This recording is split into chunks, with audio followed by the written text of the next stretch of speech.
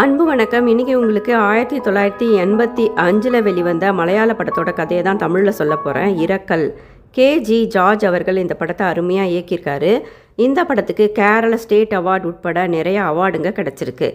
பெற்றவங்க செய்கிற பாவம் பிள்ளைங்களை சேரும் அப்படின்னு சொல்லுவாங்க. அது மாதிரியான ஒரு கதை தான் இது. மேத்யூ அப்படிங்கிற இந்த மனுஷனுக்கு 65 வயசுக்கு மேலே இருக்கும். மனைவியும் 4 பிள்ளைகளும் இருக்கிறாங்க. 3 மகன்கள், ஒரே ஒரு பொண்ணு.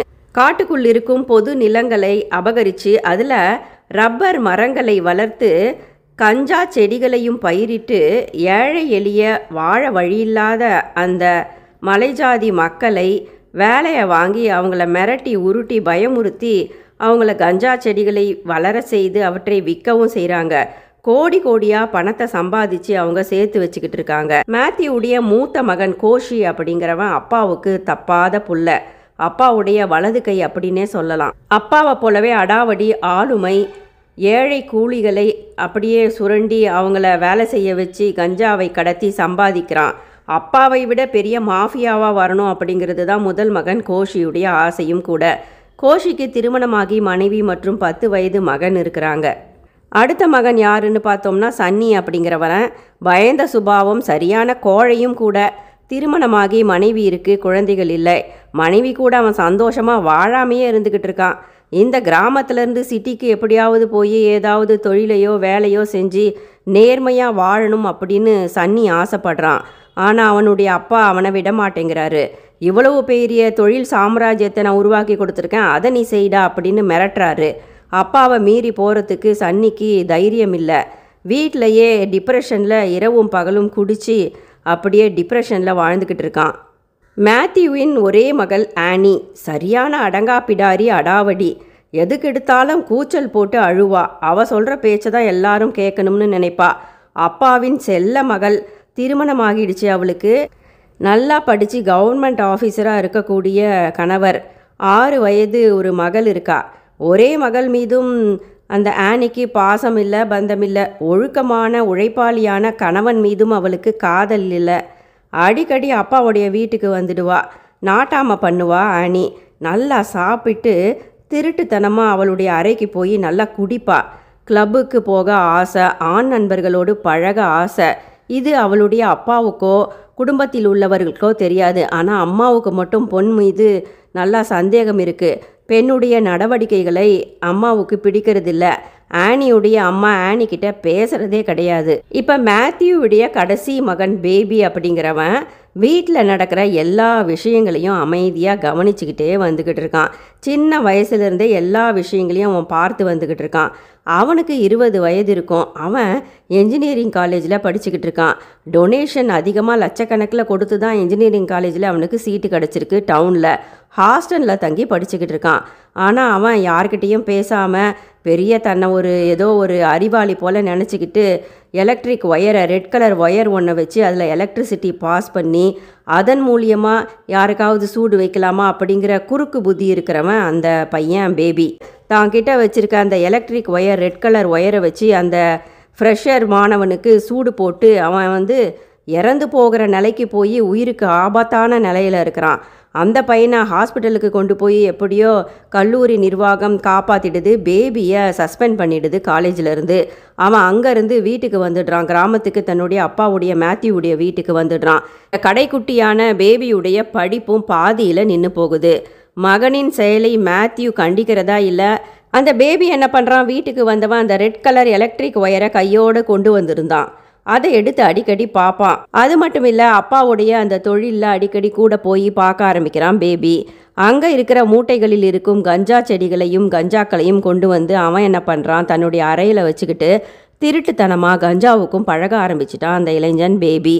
மேத்யூவுடைய ஒரே மகள் திருமணமாகி போன ஆனி அடிக்கடி புருஷன்கிட்ட சண்டை போட்டு வீட்டுக்கு வர்றது வழக்கம் இல்லையா.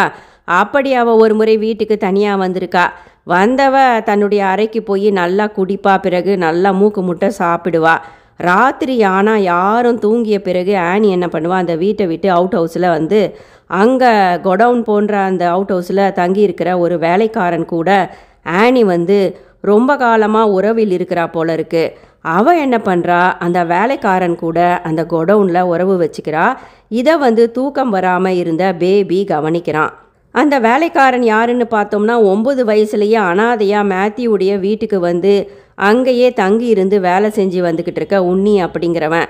அந்த உன்னிக்கும் ஆனிக்கும் நீண்ட வருடங்களாக தொடர்பு இருந்துக்கிட்டு இருக்கு. அது மட்டும் இல்லை, ஆனிக்கு அதிகமாக குடிக்கிற பழக்கம் இருக்குது. பல ஆண் நண்பர்கள், தினம் ஒரு ஆண் அப்படிங்கிற எண்ணம் அவளுக்கு இருந்துக்கிட்டு இருக்கு. ஜாலியாக இருக்கணும், எதுவுமே தப்பில்லை அப்படிங்கிற எண்ணம் அவளுக்கு இருந்துக்கிட்டு இருக்கு.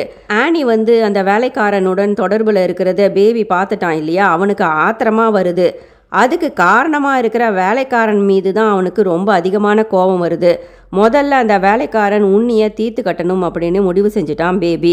அதே முறையில் இப்போ என்ன பண்ணுறான், அந்த ரெட் கலர் எலக்ட்ரிக் ஒயரை கொண்டு அந்த வேலைக்காரன் உன்னி அந்த கொடவுனில் இருக்கும்போது, தனியாக இருக்கும்போது ராத்திரி அவனுடைய கழுத்தை பின்பக்கமாக நெரிச்சு கொலை செஞ்சுட்டு அவனுடைய கழுத்தில் ஒரு கயிறை கட்டி அப்படியே மேலே முத்தத்தில் தொங்க விட்டுடுறான். ஏதோ தற்கொலை செஞ்சு தூக்கு மாட்டி இறந்தது போல் ஒரு சீனை செட்டப்பை உருவாக்கிடுறான் இந்த பேபி.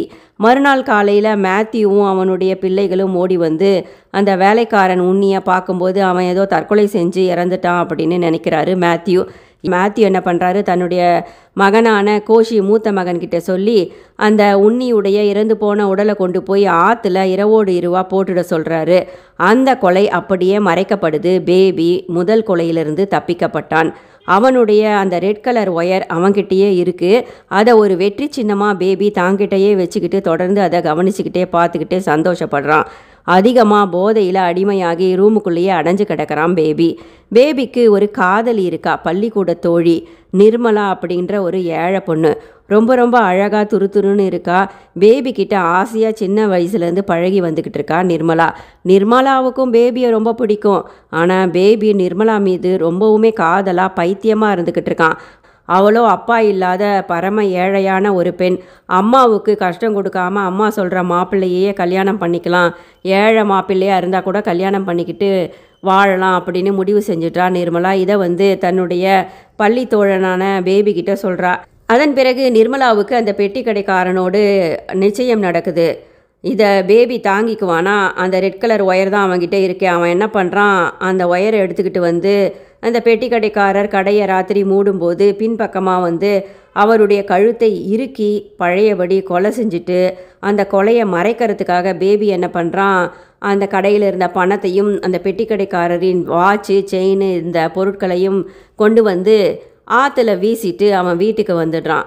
மறுநாள் போலீஸ் விசாரிக்க ஆரம்பிக்கிறாங்க. இது ஏதோ திருட்டுக்கு நடந்த கொலை போல அப்படின்னு விசாரணை நடந்துக்கிட்டு இருக்கு. இந்த நிலையில் மனைவி ஆனியுடைய நடத்தை சரியில்லை, பெண் குழந்தை இதை பார்த்து கெட்டு போயிடுவா அப்படின்னு அவளுடைய கணவர் ஆண்ட்ரூ பயப்பட ஆரம்பிச்சிட்டாரு. அவளை கொண்டு அவளுடைய அப்பாவான மேத்யூடைய வீட்லேயே கொண்டு விடுறாரு.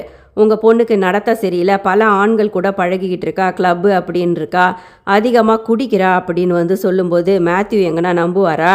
என் பொண்ணு அப்படியாப்பட்டவ இல்லை அப்படின்னு வாதம் செய்கிறாரு மேத்யூவுடைய மூத்த மகன் கோஷிக்கு தன்னுடைய தங்கச்சி மீது ஆண்ட்ரூ குறை சொல்கிறாரு அப்படின்னு கோபம் வந்துடுது. ஆண்ட்ரூவை போட்டு மாப்பிள்ளையை போட்டு நல்லா கோஷியை அடித்து வீட்டை விட்டு விரட்டுறான். சில மாதங்கள் கழித்து நிர்மலா அந்த ஏழை பொண்ணு இருக்கா இல்லையா, அவளுடைய அம்மா ராகவன் அப்படிங்கிற கூலி தொழிலாளி கூட அடுத்த நிச்சயத்தை தன்னுடைய மகளுக்கு செய்கிறாங்க. விரைவில் கல்யாணம் செஞ்சிடலாம் அப்படின்னு நினைக்கிறாங்க. அந்த கூலி தொழிலாளியான ராகவன் ஒரு அனாதை. ஒரு விதத்தில் அவன் இந்த பேபிக்கும் நிர்மலாவுக்கும் பள்ளி தோழன் தான். இந்த ஒரு நிச்சயம் பற்றி இப்போ பேபிக்கு தெரிய வருது.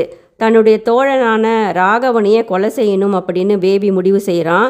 முகமூடி அணிஞ்சுக்கிட்டு அன்னைக்கு ராத்திரி பேபி என்ன பண்ணுறான், அந்த ரெட் கலர் ஒயரை எடுத்துக்கிட்டு ராகவனை கொலை செய்கிறதுக்காக அதே மாதிரி பின்பக்கமாக போய் அவனுடைய கழுத்தை நெரிக்கும்போது ராகவன் திமிரி பேபியை அடித்து கீழே தள்ளி அந்த முகமூடியை கழட்டி பேபியை பார்த்துடுறான். உயிர் பிழைச்ச ராகவன் என்ன பண்ணுறான், பேபி தான் தன்னை கழுத்தை நெரித்து கொலை செய்ய வந்தான், நிர்மலாவை நீ கல்யாணம் பண்ணக்கூடாது அப்படின்னு எச்சரிக்கை விடுத்தான் அப்படின்னு நிர்மலா கிட்டையும் போலீஸ்லையும் போய் சொல்லிடுறான். இப்போ போலீஸார் இந்த பேபியை தேட ஆரம்பிக்கிறாங்க. பேபி ஓடி வீட்டுக்குள்ளே ஒளிஞ்சிக்கிறான். மேத்யூ என்ன பண்ணுறாரு, விஷயம் தெரிந்து போலீஸ் விசாரிக்கும் போது மகன் இந்த அளவுக்கு மோசமாயிட்டானா, கொலைகள் செய்கிற அளவுக்கு மோசமாயிட்டானா அப்படின்னு மேத்யூவுக்கு இப்போ தான் கொஞ்சம் ஒரு வித பயம் வர ஆரம்பிக்குது. பேபி என்ன பண்ணுறான், அந்த கொடவுனில் ஒளிஞ்சிக்கிட்டு இருந்தவன் வீட்டுக்குள்ளே வந்து துப்பாக்கி எடுத்து எல்லாத்துக்கும் காரணம் தன்னுடைய அப்பா மேத்யூ தான் அப்படின்னு அவன் நினைக்க ஆரம்பிச்சிட்டான். மேத்யூ தன்னை வந்து கண்டிக்கல. அவர் செய்கிற இந்த சமூக விரோத செயல்களால் தான் இப்படி ஆனதாக வந்து பேபி நினைக்கிறான். இந்த வீடு இப்படி அழிஞ்சு போனதுக்கு காரணம் அப்பா தானே அப்படின்னு அந்த துப்பாக்கியை வச்சு மேத்யூவை கொலை பண்ணுறதுக்காக பேபி வந்து துப்பாக்கியை சுட முயற்சிக்கும் போது மேத்யூவின் மூத்த மகன் கோஷி நடுவில் புகுந்து தடுக்கிறான். இந்த மேத்யூ காப்பாற்றப்படுறாரு. மேத்யூவுக்கு கோபம் அதிகமாகி தன்னிடம் இருந்த நாட்டு துப்பாக்கியை கொண்டு வந்து தன்னுடைய இளைய மகன் பேபியையே சுட்டு கொன்னுடுறாரு. பேபி கீழே விழுந்து இறந்து போயிட்டான். யாருக்காக மேத்யூ இப்படி கோடி கோடியாக சம்பாதிச்சு சேர்த்து வச்சாரோ அந்த இளைய மகன் இப்போ இறந்து போயிட்டான். அவருமே கொலைக்காரராக ஜெயிலுக்கு போக போகிறாரு. தன்வினை தன்னை சுடும் அப்படின்னுவாங்க. தான் செய்கிற செயலானது, தவறான செயலானது தன்னையும் தன் குடும்பத்தையும் வந்து சேரும் அப்படிங்கிறது உண்மையான நிதர்சனம்ங்க. நன்றி.